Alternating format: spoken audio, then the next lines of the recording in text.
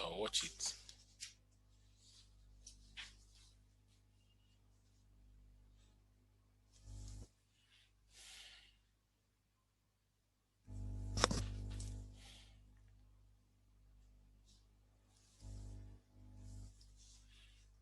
Hello.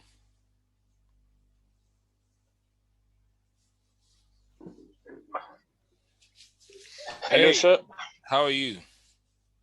I'm fine, thank you. How about you? I'm alright. I'm fine. It's good to see your face all the way from Nigeria. Good to see your face. Um, Thank you, thank how's you. how's your family doing? I assume that you have one. I'm just asking. Yes, in fact, we are in the red zone for the moment. We In are the in confinement. Oh, We are confinement. in confinement, and yes, and we are like our locality is in the red zone. We are Oh, not what? allowed to go outside the locality. Oh, what's happening? Sorry, pardon me. COVID-19. Oh, oh, wow. That's amazing. Wow. I didn't know about that really. Anyway, here in Nigeria, we had our own lockdown time, and that was last year, between March and March, April, May. And but now everybody's walking around. People are taking the vaccine, and things are getting better. Although there are still some restrictions here and there. Like I was supposed to do an event, but because of the restrictions, I don't just want to go foul of the law. So I just had to cancel it. So we are hoping that things get better. That's fine. You are doing on Zoom then? Yeah, You are doing yeah, but it's webinars?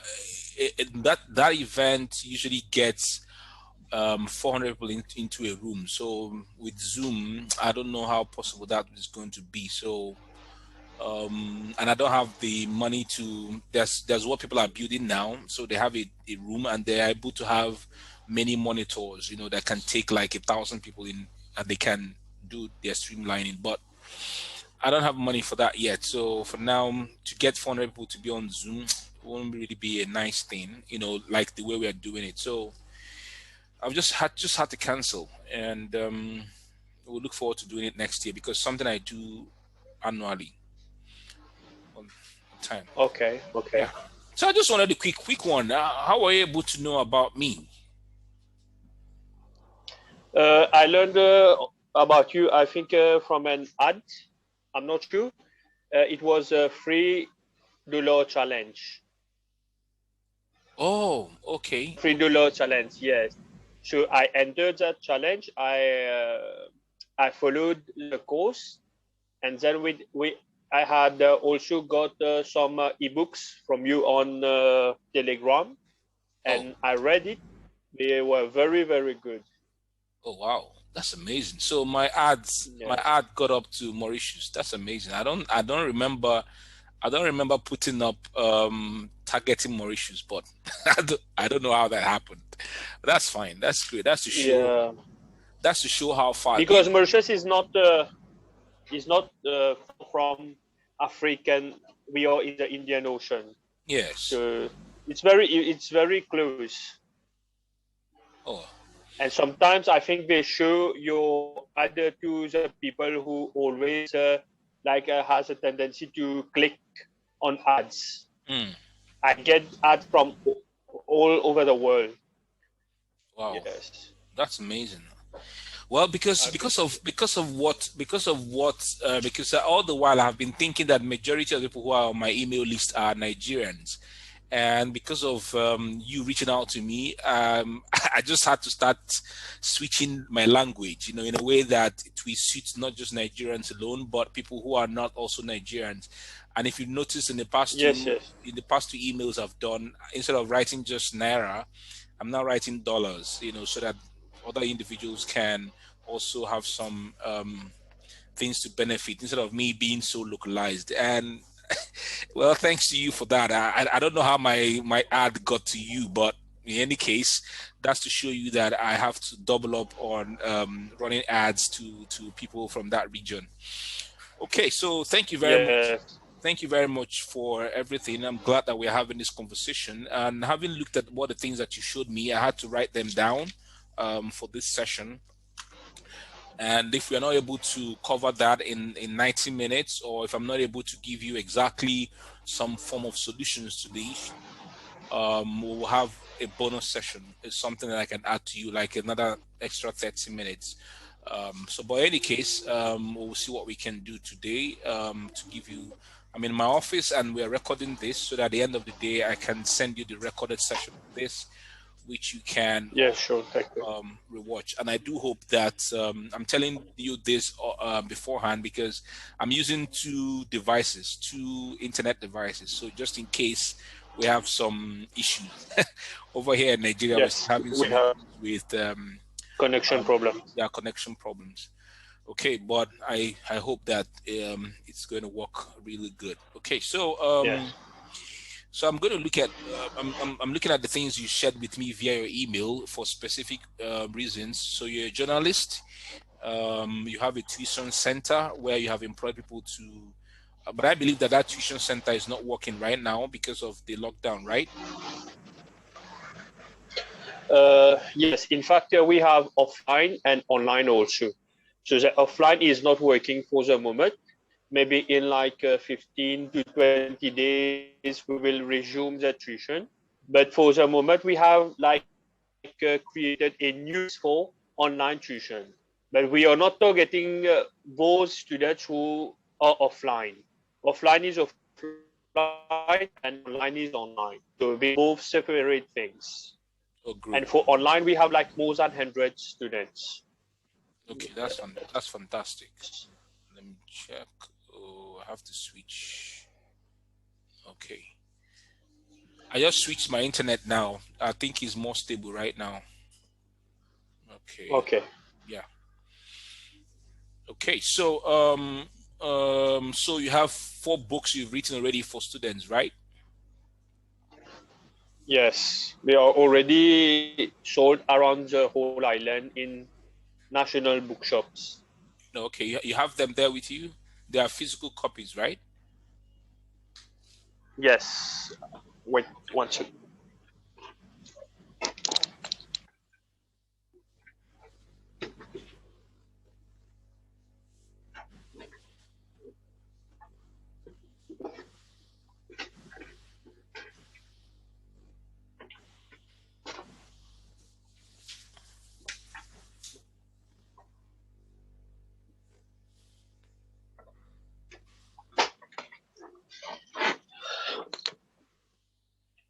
Yes. So here is one, Okay. second one, third one, Awesome. fourth one. Fantastic. All these Fantastic. books I had designed myself. Oh, wow. So you designed by yourself, but someone published and printed for you, right? Yes. Okay, fantastic. Okay, so that's it. So let's jump right into it. You were saying something because I needed to have specifics about what you do. We're going to look at your books later. Specifics about what we had to deal with, and you specifically mentioned your limited mindset. Can I really understand? Can you share with me how this has been a disadvantage to you so far in trying to scale your business? Yes. In fact, we are scaling despite all these problems. We are scaling, but I think I have more potential that I believe I have. So we have potential, but maybe we are afraid of getting too much responsibility on our shoulder, Okay. and sometimes it's very like time consuming and energy sucking, because the problem is I'm the one who is controlling everything. Okay, so some of the things I delegate to my wife, who help me in some of the things, but at the end of the day, it's only me who takes the final decisions, who recruit people, who manage this online tuition and offline tuition, who manage the books with the sellers. So all these things come onto me because one thing is I cannot like hire people to replace me because like people know me. I'm the face of the business. I'm the face of the business. People know me. So what if I replace people? One is they can take away the knowledge and create it for themselves. And yeah, so Yeah, yeah. this is like a very So it Ahmad, is a very easy replicable business. okay. So the thing is this, Ahmad. I'm going to share with you because I was thinking you were talking someone else, something else, but I think this particular mindset is very peculiar, and I'm going to tell you very point blank, and I'm very going to be very truthful to you. If you continue with this kind of mindset, one, what will happen is that you will become very overwhelmed with lots of work to do, and you never have time for Yes, yourself. You never have time for your family. You never have time for your wife, or you never have time to expand to do other things. Secondly, this mindset is very limiting, and it can kill you before your time, and that's the absolute truth. Thirdly, you can never scale. You can never scale with this kind of mindsets that you have regarding people or regarding your business. You being in the business, you being at the center of everything. You need to accept the fact that for you to scale, you must have one, you have to have a structure, and secondly, you have to learn how to delegate and relinquish authority and power. These two things must happen if you really want your business to scale. Else, maybe thinking that you are having some form of expansion, but you are doing it at the detriment of your mental health and your mental health and your bodily health. I'm trying to separate the two of them because you'll be overwhelmed yes, here, you'll be frustrated most times, you'll be stressed out, and this in turn affects your body. I'm already accepting and believing that you don't sleep so well. Is that the yes. truth? I'm getting That, overwhelmed. Yes, yes, that's the truth. So the thing is this, you need to have a structure. Secondly, you need to be able to learn how to delegate and relinquish power and authority to people. And I'm going to be sharing this with you. Now, for me, you see what happened. Yeah, you reached out to me and you were sending emails to me. Yes. Why was I responding to you? I was responding to you because you were directly sending those emails to me because I am the one that handles my emails. Now, for anything that happens as a result of the feedback that I get from the email, I direct it to my executive assistant. Now, yeah, your own was a peculiar case because I saw that you're from Mauritius, you're not Nigerian. And I was like, okay, let me give some special attention to this guy because he's not a Nigerian. But every other individual that has gone on this session with me, every one of them go through my executive assistant. All I need to do is say, send an email to her. She handles everything. Now, how does structure come in? Structure comes in the sense that when the structure is designed and it is running, I do not need to be in the center of everything, handling all the parts. All I need to do is to come to do my own part in the process, which is what I'm doing right now. So I tell people they send an email to her. She has a correspondence with them, and when they eventually pay, then they set up the Zoom session and tell me my Zoom session because today I have everything on my diary. So she tells me, this is what I'm going to do. This is what I'm going to do. I write down this is my diary of 2021. Everything I'm going to do today is here on my diary, right? Written out by me in pen and paper. I don't really like to do digital when it comes to setting up my appointments so that I can see it with my two eyes. And so when I come in the daytime, I look at it, I say, okay, this is this, and I begin to attack the things that are for me, myself to do specifically in the company, right? So that is the structure that I mean. Structure means that you're going to get individuals, which you've already started doing, hiring people who teach to be part of the system. And then you relinquish authority and power to them so that they can handle certain responsibilities without every time coming back to you. Because if everybody's coming back to you, I would say, every time to make decisions, then you become overwhelmed. Then I'm going to tell you about how you can relinquish the power and authority. So that is the structure that I have been able to establish for my business so that I can scale. So anybody who needs a strategy session, they reach out to her via email. She replies to them because she already knows what to reply to them.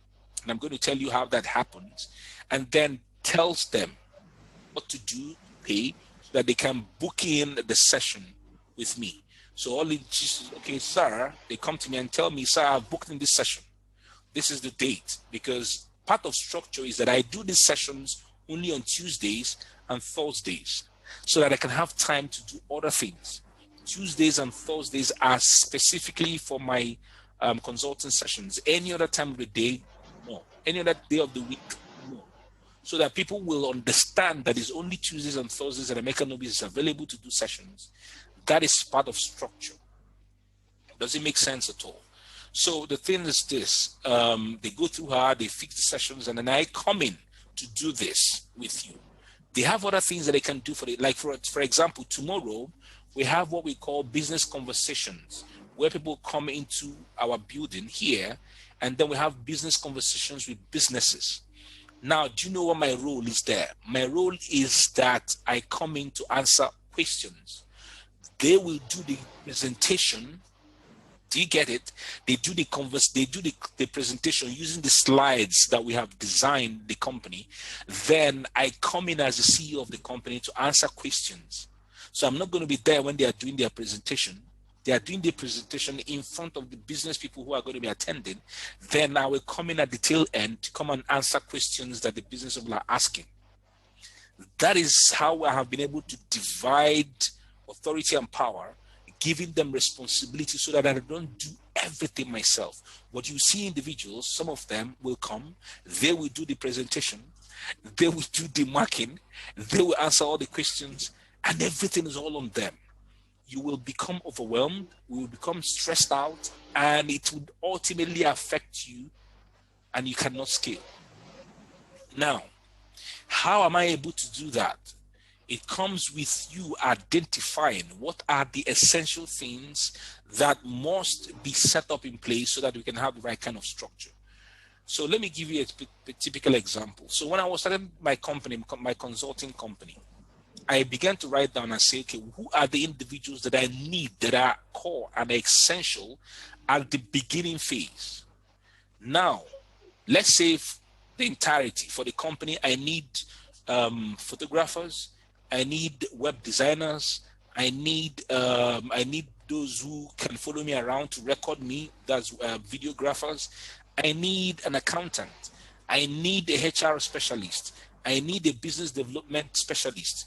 I need all these people in the company. But did I invite all of them and employ them at the same time? No, because if I do that, then there will not be resources to pay every one of them. Then the company is going to fold before the time. So I asked myself a question. Yes. Who are the critical people that I need at the beginning of this business to get them and employ them? And as the big business begins to scale, then we begin to get other individuals on board.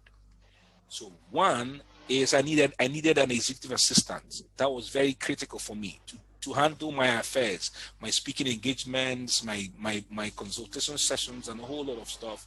So I got that one on board. Who is the next individual that we need? Someone who can be creating the kind of content that will be inviting people to come to work with us as a business. So I had to employ that one. Then the next one is who can be doing the normal operations in the office and all that kind of stuff. I employed that third one. So we started with 3 individuals. That's the beginning, to understand the individuals that you need at the beginning phase or at the phase where you are so that you can have the structure that you need. So you get them on board. Then the second thing I needed to do was to establish the processes for each one of them and how they can work without me being there. So for the executive assistant, how will she be able to do her job? If somebody sends an email, what will she do? How does she respond? Because my business, our company has a culture of empathy. It reflects in the kind of words that we use in dealing with our clients and our prospects. So every company has to have a culture. So our culture is based on empathy, how we empathize with our prospects and our clients. All right. So she must voice in that way. A prospect cannot come to her asking a question and she becomes critical, or she becomes condescending. That is not in alignment with our culture, right? So she knows, how does she respond, how does she deal with the client, because even as a woman, guys do some funny things. So guys know that she's a woman, they will call her on the phone and start to want to ask her out, maybe to have sex or something like that. I tell her she cannot be angry with the prospects over the phone and tell them you're an idiot, or why are you asking me out? Come on, let's focus on the business. No, she should not do that. She has to still reply to them very respectfully and in a courteous manner. And if it is something that she cannot deal with herself, she escalates it back to me as the leader of the company, and then I know how to deal with it. Do you understand what I mean? So these are the things. And so also for the content creation person, how do you create the right kind of content? What should you do on a daily basis? How should you do it on a daily basis? What should you create on a daily basis? All these things are part of the process that they don't need to come back to me again to ask me any question whatsoever. They know that on a daily basis, they must create between 300 to 500 words on our channels. Do you see that? Process, everything completely documented, that when they come to work, they just know what to do and then they follow it. Now, my role is to provide the leadership thinking and the leadership training for them. And I know that this is where a lot of people get the fear. They fear that when you train these people, they will leave the company, or they will get other companies to come and poach them and pay them a lot more money than I'm paying them to work for them. It's a legitimate fear. Yes. I understand that. It's a legitimate fear. But then think about it. If you do not train these individuals to become powerful and learned, who suffers? You suffer. Think about it. What if I train these individuals to start to have skills? What will this do for my business? My business will grow better. My business will become better. If I do not train them, and I am afraid that if I train them, they walk away or they get better offers, then we will remain in one place. Everything will be in my head. They will not be functional. They will not be productive. And then the company will not grow. So I have to provide leadership in this regard. So when I come to work every day, they see how I relate, they see how I talk to them, I share problems with them, I ask for their feedback, they are learning from me, they're becoming skilled, they get better. And then trainings, I invite people from outside to come and train them regularly. So they train them on sales, they train them on marketing conversations, they train them on structure, they train them on very many of branding, because I have realized that everybody who's working for my company is a brand. You see, now I'm in the office and I'm wearing this. When they come to the office, they also wear this because this gives us a sense of belonging. Even the CEO is wearing his badge. So everybody must fall in line because the CEO is wearing his badge. You get what I mean? And so I invite people from outside to come and train them, to empower them so that they can become better. When they become better, they do better and they can handle their responsibilities and their roles well. So Ahmad, what I will advise you to do, or what I'm asking you to do, is for you to be able to invest yourself. You have to be able to set up this structure, and every department in your company must have the process documented. Everything has to be documented so that when someone is coming in, you hand them over the document, they're able to read through the document and they know what they have to do, their roles and their responsibility, and then what you do to make sure that they are in alignment with what you have set as a process is to provide the leadership and training. And now, I know that you are scared that some of them will leave and set up an alternative company. How do you guard against that? I don't know how the legal structure works in your company, in your country, but here, part of how we safeguard the secrets of the business is to make everybody who is coming into the company to sign a legal document that says if you leave the company, you can never do the business that is like our business for a period of years. So for some individuals, it can be 2 years, it can be 4 years, it can be 5 years. If you do that business that is likely to be like our business within that stipulated number of years, we will sue you for everything that you have. And it is legally binding. The employee will sign it. They have the document. For me, they sign it physically where I file it. We will file it in our department, and then the electronic copy is also filed away in our electronic bank. And you know that we have a lot of ways of storing things electronically, which you know, right? And so this becomes a binding evidence on them. They dare not do it. So for you, it could be 5 years, it could be 10 years. They must sign it that if peradventure they work with you for 1 year or 2 years or 3 years and then they resign anyway, maybe they have learned a whole lot and then they resign and they want to set up the same equivalent of what you're doing, that binding agreement stops them from doing so. If they go against it, then you can sue them according to the law. For me, I don't have any lawyer in my employment, all right, under my employment, but I have a lawyer that we pay from time to time. And I tell people this: if you're in business, you need to have a lawyer. He may not be the one that you're paying every month, but you can have some form of agreement, a contract with the individual. A contract could be, we can be giving you this amount every month. Another one can be, we will pay you per job that you do for us. So it all depends. So for me, it's per job that they do for me. So I don't pay them every month. I pay them per job that they do for me. So every contract that I have to sign, everything that I have to do with any company, anything that I have to do with someone else, they have to go through documents and I pay them per time. And so that is how you can safeguard your company.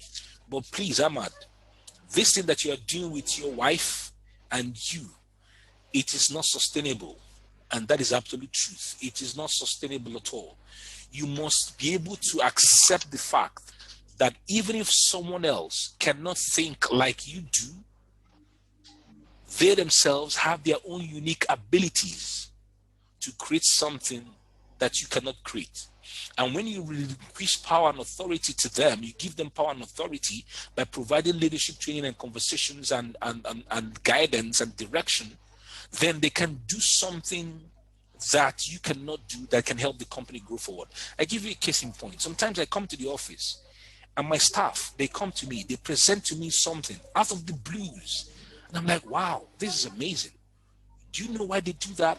Because I've given them the ability to be creative and give themselves the opportunity to bring ideas, bring solutions to the company's, processes.